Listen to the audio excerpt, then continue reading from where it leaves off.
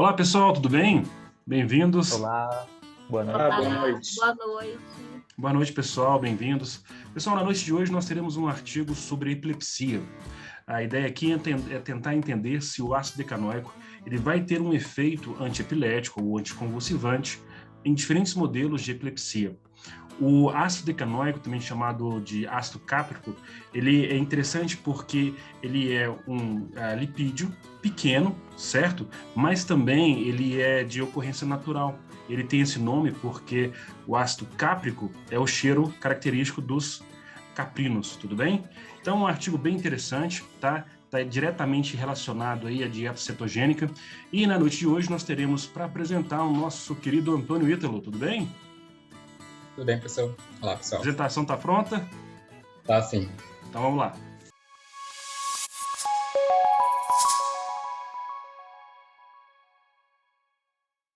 Boa noite, pessoal.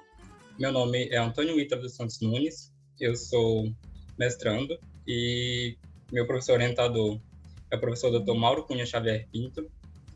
No seminário de hoje, a gente vai apresentar um artigo da revista Progress in Neuropsychopharmacology em Biological Psychiatry.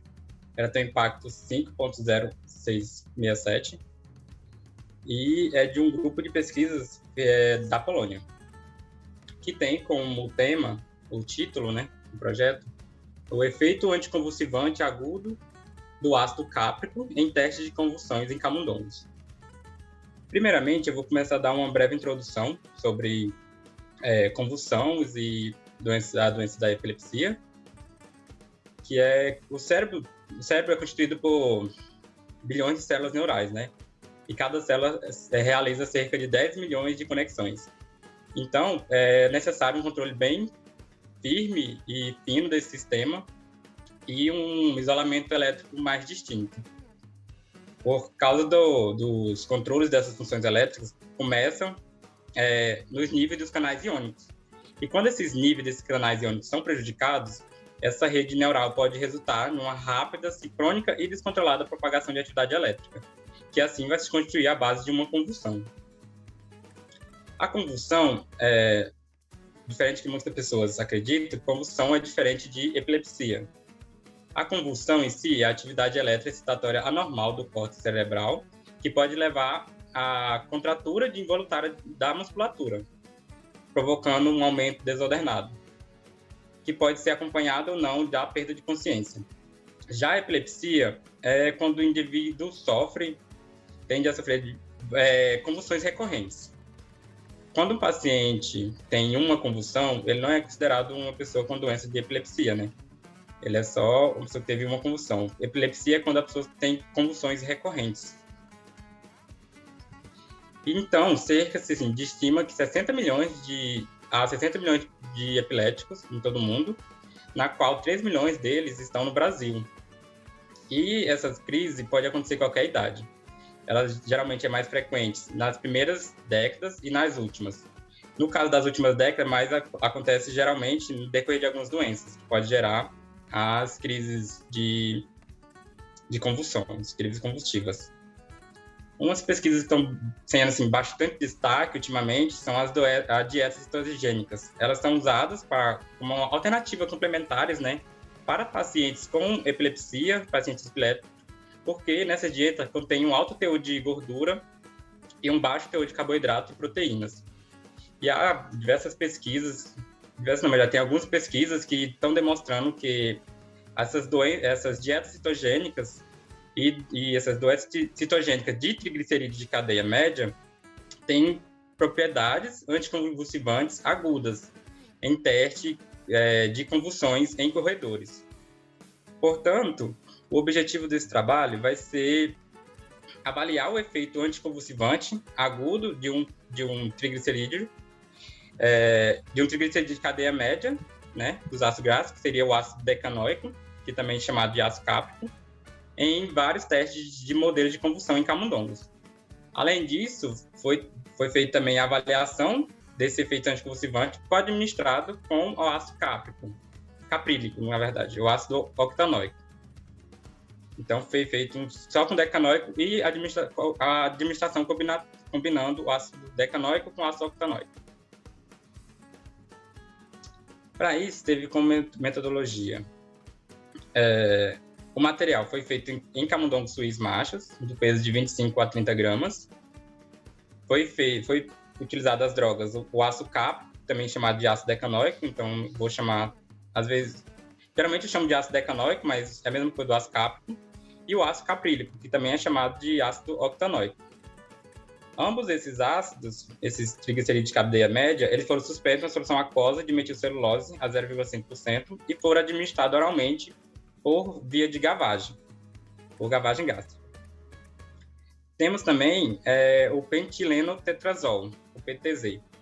O PTZ ele foi desenvolvido, ele foi feito para indução da convulsão. E essa droga ela foi dissolvida na solução salina e administrada por via intravenosa.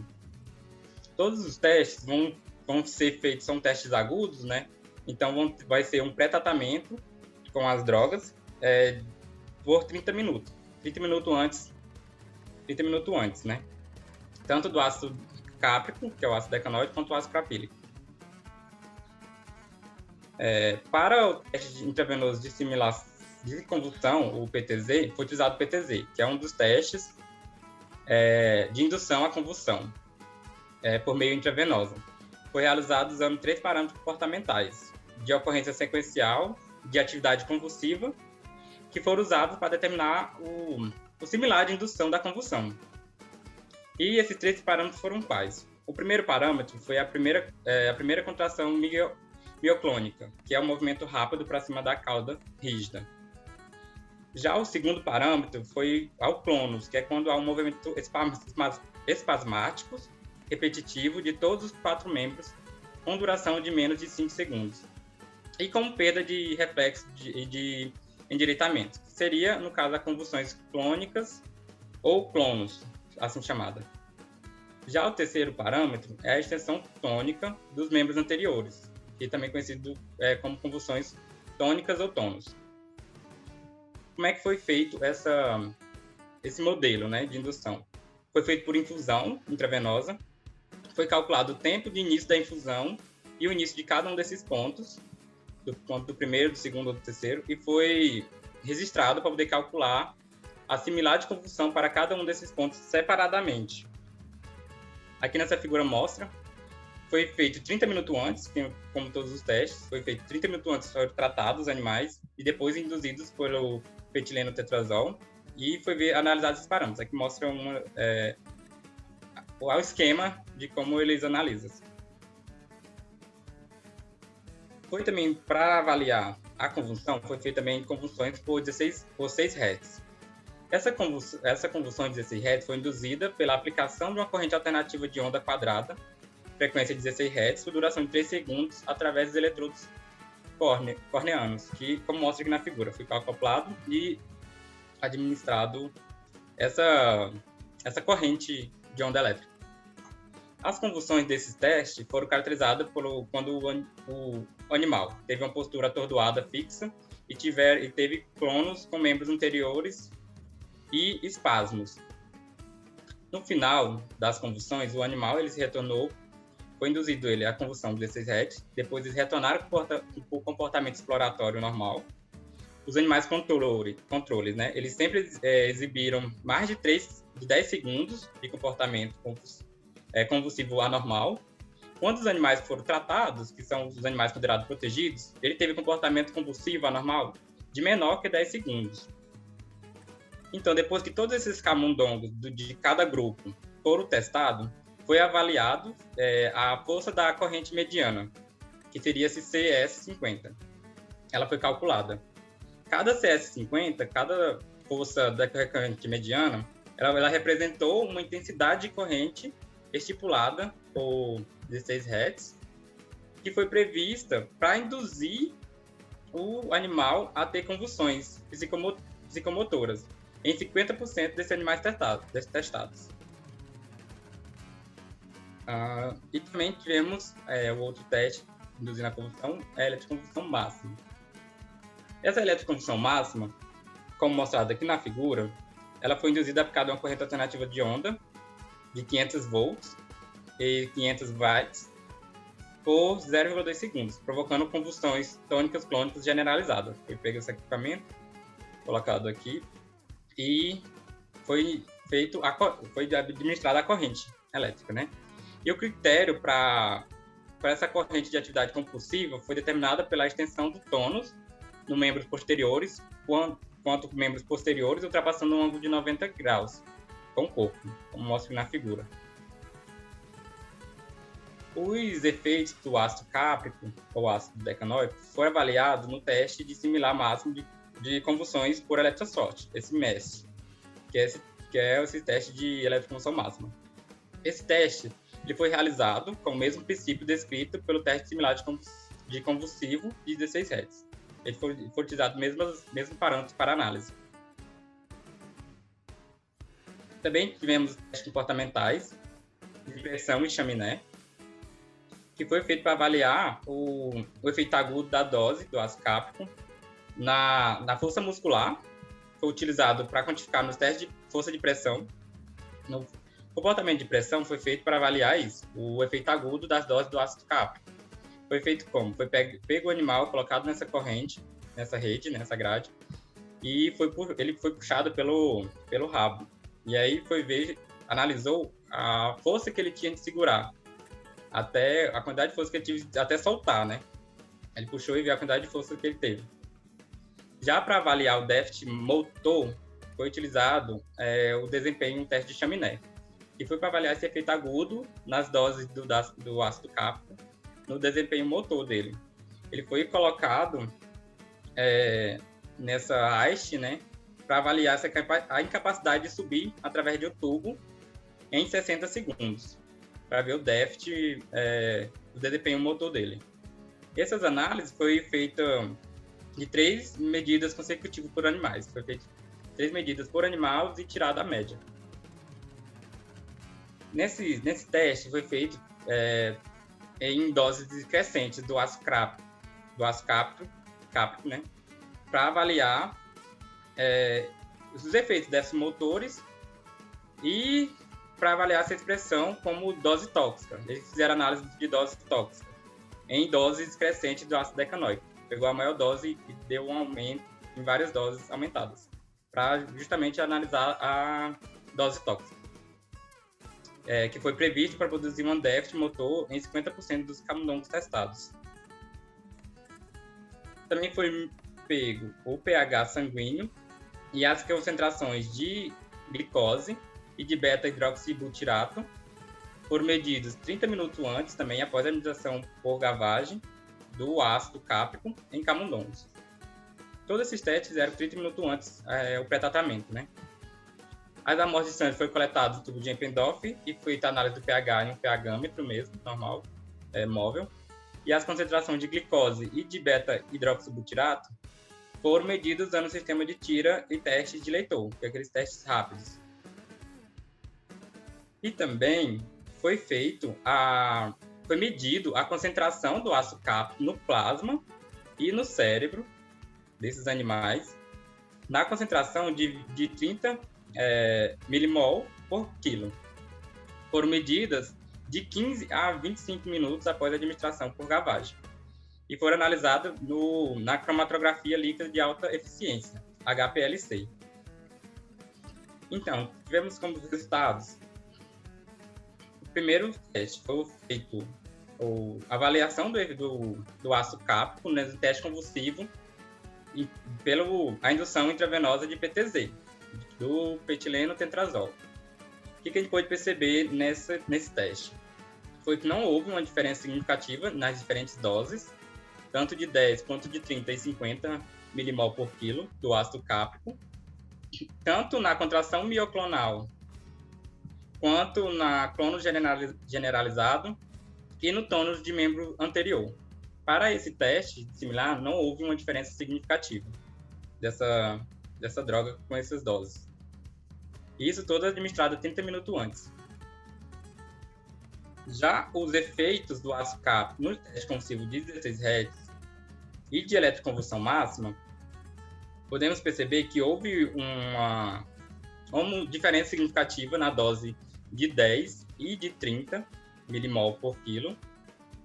Podemos perceber que para o animal ter a convulsão, tivemos que ter uma força de corrente elétrica mediana maior, tanto em 10 milimolar quanto em 30. Assim como na eletroconvulsão máxima, no teste de convulsão máxima por eletrochoque. Mas só que nesse, só a dose de 50 milimol teve diferença significativa.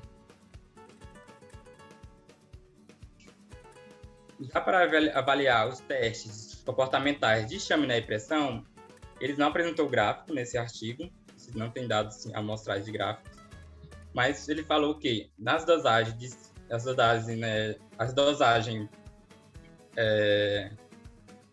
de crescimento, né, crescente, as testes de dose crescente de 50 a 100 milimol por quilo, também por gavagem, de forma dependente, prejudicou o desempenho motor em teste de chaminé.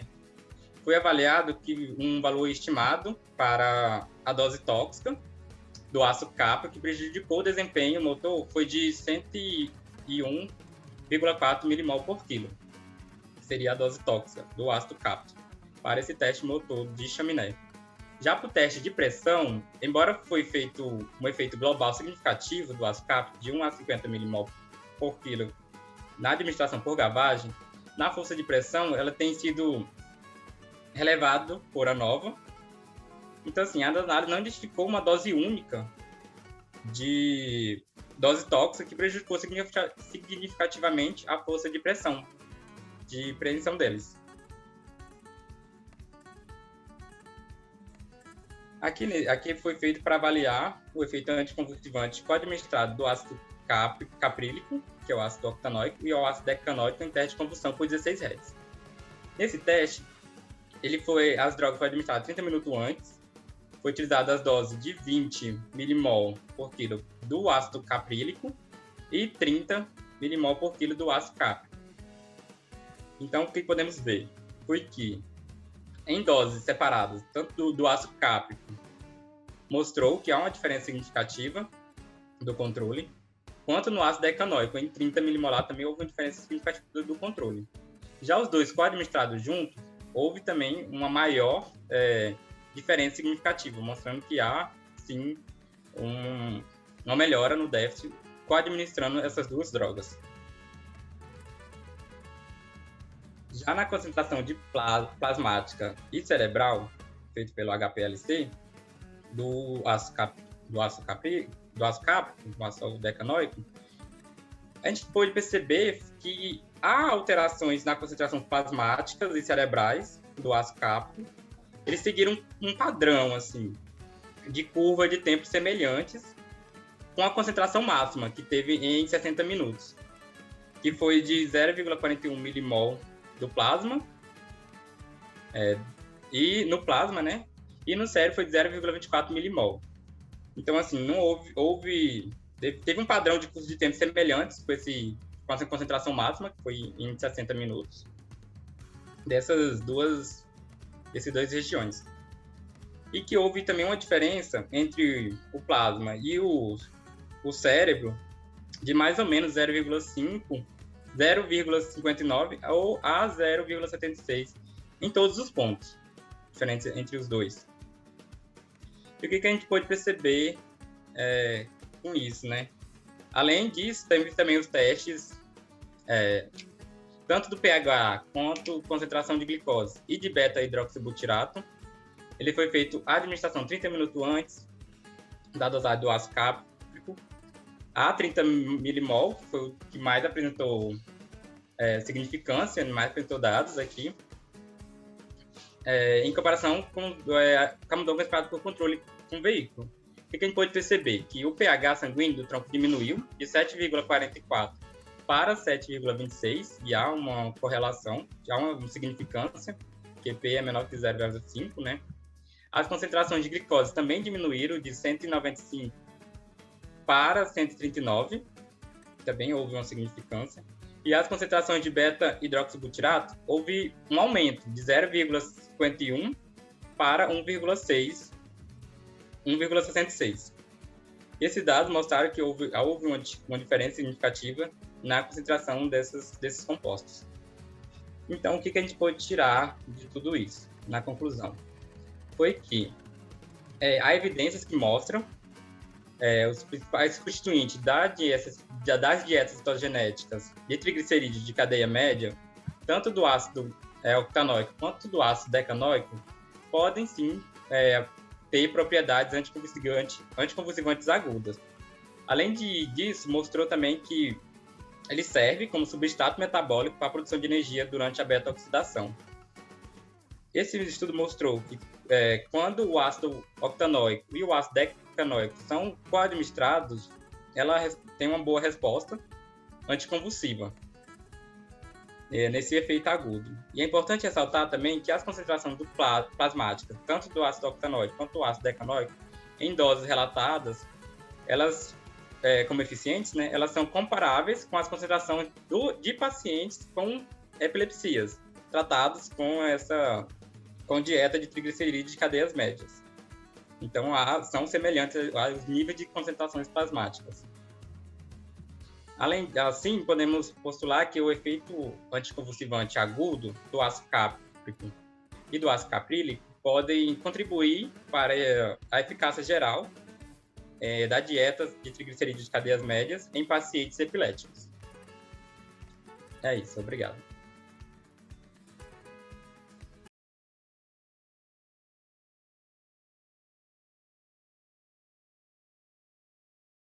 Ítalo, muito obrigado pela apresentação. Esse artigo está diretamente relacionado a isso, ao trabalho de mestrado, né? E ele também vai aí de encontro ao trabalho de mestrado da nossa aluna Adriele, né? Que defendeu uns anos atrás e que conseguiu encontrar aí nos seus achados com demência vascular um aumento do ácido decanoico, né? Do ácido cáprico, né? Após 30 dias de isquemia cerebral, né? E a nossa ideia hoje é tentar descobrir se isso está relacionado a algo positivo ou negativo, né? Mas a gente tem descoberto aí um universo, né, dentro dessa área de dieta cetogênica e de ácidos graxos. Mas aí me diga, o que você achou do artigo, Ítalo? Por que você escolheu esse trabalho? Então, professor, eu achei esse artigo porque eu estava procurando dosagens, né, do ácido cáprico que eu estava precisando para o mestrado. Então, assim, eu estava lendo os artigos da droga, eu achei esse artigo interessante, porque ele, apesar, assim, eu achei o artigo simples, né, interessante, mas simples, e ele estava numa revista de impacto bom, ok, na verdade, né. Então eu falei, não, vou pegar ele para apresentar no Joseph, porque eu já tinha estudado ele e tinha achado ele interessante. Era interessante para mim, então era interessante para o grupo no geral. Mas assim, e essa dose aí de 50 milimol por quilo, quanto daria em miligramas? Em miligramas, eu estava fazendo uns cálculos aqui. Eu analisei num volume de 10 ml, ficava mais ou menos uns 86 miligramas dessa droga. 86,1 miligramas para um volume de 10 ml. Para um volume de 10 ml. Na concentração de 50 milimol, né? Entendi. Então seria algo em torno de 8 gramas por quilograma de limão? Seria 8,6 gramas por quilo. É bem alto, né? É bem alto. Nesse caso, você acha que a via de administração é mais importante ou o fato deles terem feito só a análise aguda? Por causa da quantidade de drogas, do volume da droga, você fala? Isso. Eu acho porque... Eu acho que esse volume foi grande devido ser por gavagem, né? Foi apresentado por gavagem. Aí tem toda aquela questão de absorção da droga, vai passar pelo fígado, então vai ser muita coisa degradada. Então, assim, eu acho que tem que ser uma droga maior mesmo, um volume maior, por ser gavagem. Eu acho que também tem a influência de ser uma análise aguda, né? Então, assim, eu acho que tem que ter um volume maior, porque para ter um percentual, assim, de droga no organismo maior, porque é uma análise mais aguda. Para quem não está tão familiarizado, aqui no laboratório a gente não trabalha tanto com modelos de epilepsia. Você tem aí 3 modelos que são, acho que os mais relevantes. Você tem um modelo de PTZ, tá certo? Quando você administra, você tem as convulsões de maneira aguda, e são bem acentuadas. E o modelo de eletrochoque também é um modelo agudo. Então, esses 2 modelos, você consegue estudar basicamente o efeito anticonvulsivante da droga. Certo? Se ela vai ter um efeito de fato para barrar a convulsão, tudo bem? Mas você também tem um modelo que é interessante, que ele é crônico, que é o modelo de pilocarpina, né? E o modelo de pilocarpina, você tem quando você induz, você tem uma alteração dos circuitos no cérebro, né, que eles chamam de epileptogênese, que é a formação de circuitos epiléticos, e depois de 1 mês, mais ou menos, é um modelo difícil, tá? Não é um modelo simples de trabalhar, não, mas é um modelo que depois que você consegue induzir, os animais, eles começam a ter convulsões espontaneamente. Nossa, deve ser bem E aí é interessante porque você pode tratar os animais, né, durante mais tempo, e aí ver o efeito da droga na epileptogênese e no controle das convulsões, né? Então isso é interessante. Sem necessidade de nenhum gatilho, Mauro? Exato. São aleatórias as crises? São aleatórias. São aleatórias. Tem um modelo bem interessante que foi desenvolvido aqui no Brasil, que é de um camundongo, que toda vez que você coloca num estímulo de áudio muito alto, eles chamam, acho que, animais WAR, que é o Easter Audiogenic Rat, acho que é esse o nome, tá? Quando você dá um apito muito alto, ele começa a ter um ataque epilético que você também consegue estudar na hora que você quiser. Então isso é bem interessante. Mas aí você já tem um animal especial, tá? Que é um animal que tem essas convulsões.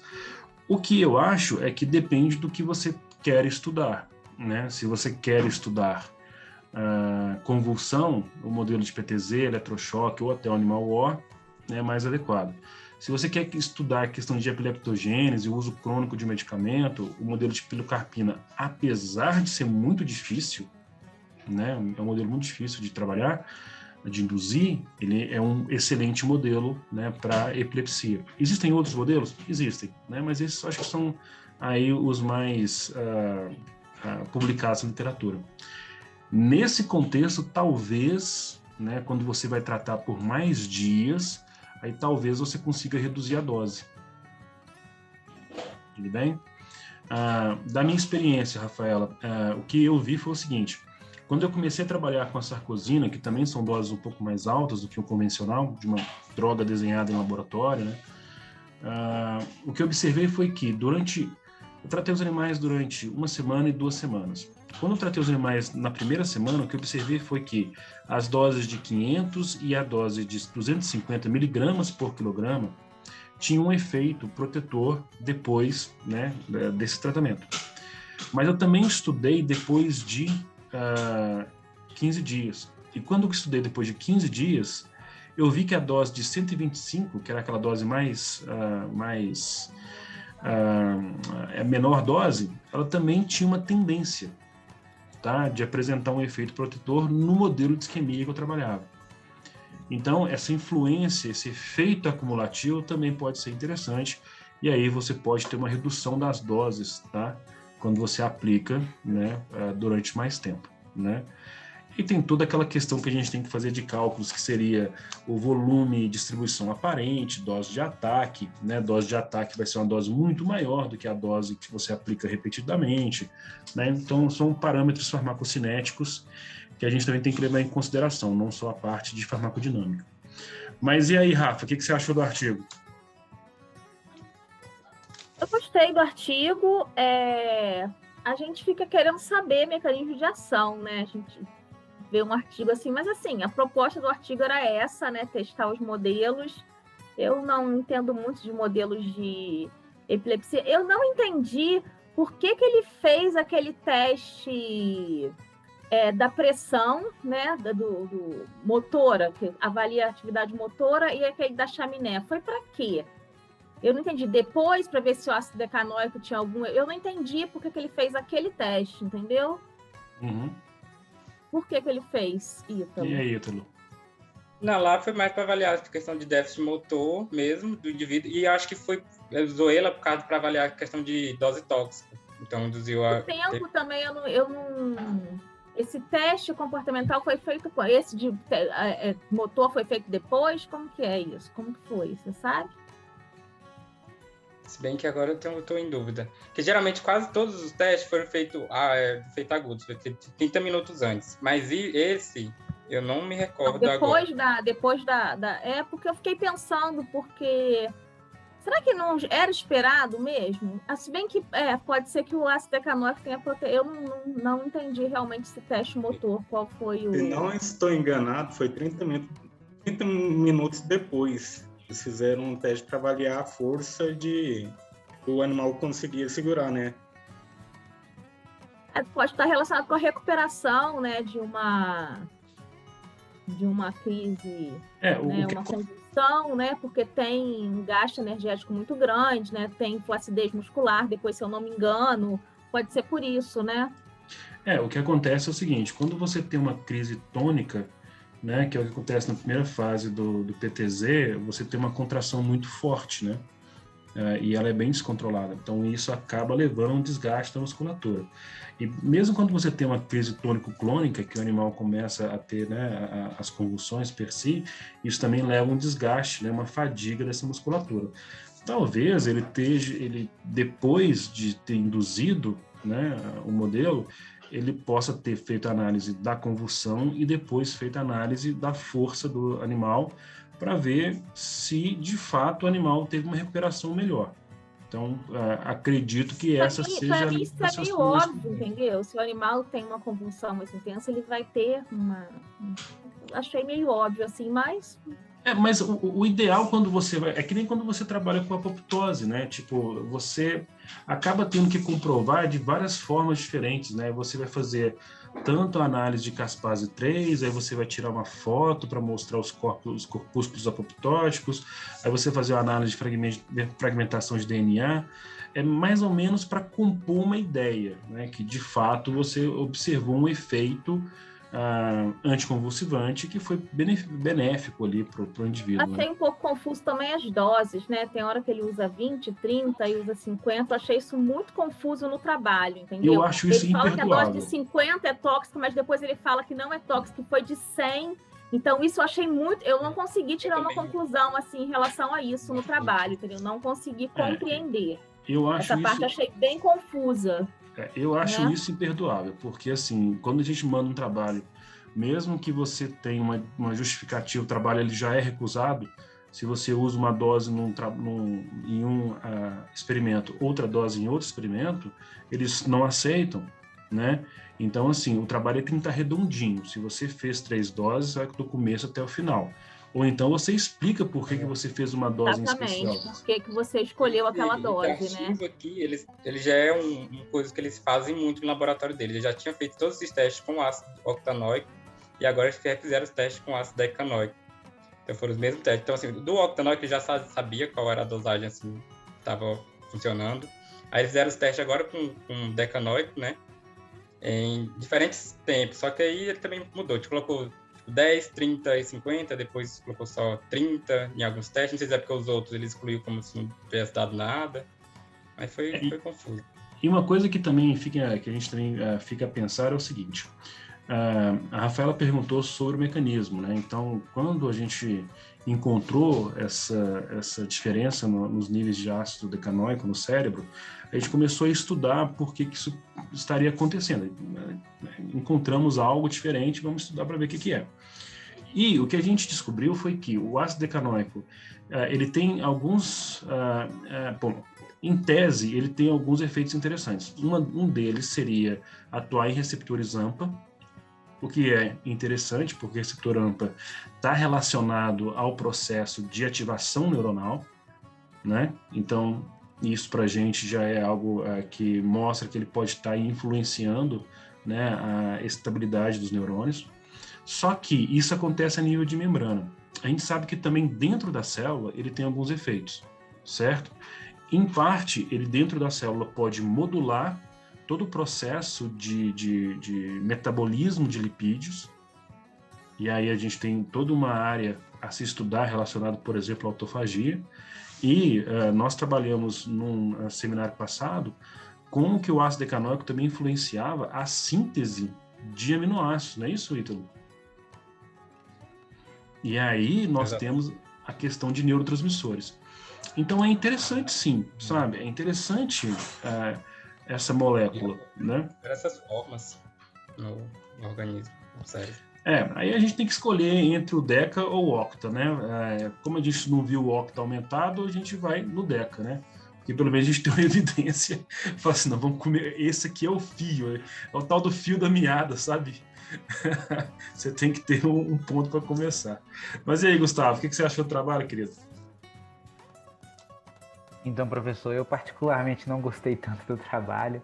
Eu acho que, assim, ele tinha uma ideia legal, conseguiu publicar numa revista de impacto 5, mas eu achei, assim, que ele não ligou muito bem as ideias. Acho que na época que ele publicou não estava 5, ele ia aumentar agora, no 2020. Antes estava... Porque, assim, ele falou que os resultados de comportamento tinham dado uma alteração e não mostrou o gráfico. Eu talvez já teria recusado o trabalho daí. Porque você fala que deu uma diferença e não mostra o gráfico, pra gente não vale nada, entendeu? Tava lá baixo de dados e não mostrava, eu fiquei assim. Exatamente. Eu fui até conferir no artigo se estava em algum material suplementar, mas realmente está escrito, dados não mostrados. Eu fiquei assim, como assim? Você falou que tem uma diferença e não mostrou o gráfico. Para mim, eu acho fundamental. Acho que não tem como conseguir publicar ainda no impacto 5 sem mostrar gráfico. Aí ele escolheu mostrar os gráficos que não deu diferença significativa. Então, tipo assim, ficou muito esquisito. Eu achei que ele não conseguiu conectar muito bem as ideias. Eu acho que a questão da dose também ficou um pouco confuso, como a Rafa falou. Eu realmente achei estranho. Um experimento trabalhar com 10, 30, 50. No outro ele já tá mostrando 1, 3, 30, 50. Tipo, não teve um padrão. Antes ele escolhesse o espectro maior, né? Da menor, de 1 até 50, para ver, mas não foi o que aconteceu. Eu não sei se talvez ele conseguiu publicar porque ele fez o HPLC, mas assim, eu realmente fiquei, assim, eu acho que o trabalho tinha um potencial legal, porque é um trabalho simples, ele poderia ter escolhido um modelo de epilepsia, ter feito o tratamento e ter mostrado os dados, ter feito um trabalho simples e que ele conseguiria publicar com a lógica mais bem encaixada. E eu acho bastante interessante os modelos de epilepsia. Eu particularmente não conhecia esses que ele apresentou, eu conheci o da pilocarpina e o do abraçamento elétrico da amígdala, que inclusive foi um dos modelos que eu já trabalhei um tempo atrás, trabalhei com ratos, e eu achava bastante interessante o modelo, né? Eu acho bastante interessante os modelos de epilepsia, mas realmente esse artigo eu acho que faltou ele conectar um pouco as ideias e estruturar um pouco melhor o trabalho, na questão dos dados e tudo mais. E assim, acaba que o que é interessante desse ponto é que você tem um trabalho muito fenomenológico, certo? Que não te traz nenhuma ideia de mecanismo, né? Fica parecendo que era um estudo preliminar que poderia ser publicado como uma carta, né? Tipo o Neuroscience Letters, mas entrou numa revista boa, né? E aí a gente vê, né? Revistas boas têm excelentes artigos e uns mais ou menos, né? Mas assim, eu acho que fica o aprendizado e vamos levar em consideração aí que o resultado está válido, né? E testar também no nosso laboratório e ver o que dá, tá bom? Mas pessoal, acho que a gente pode parar por aqui. Agradeço aí a participação de todo mundo. A gente se encontra de novo semana que vem, tá bom? Boa noite.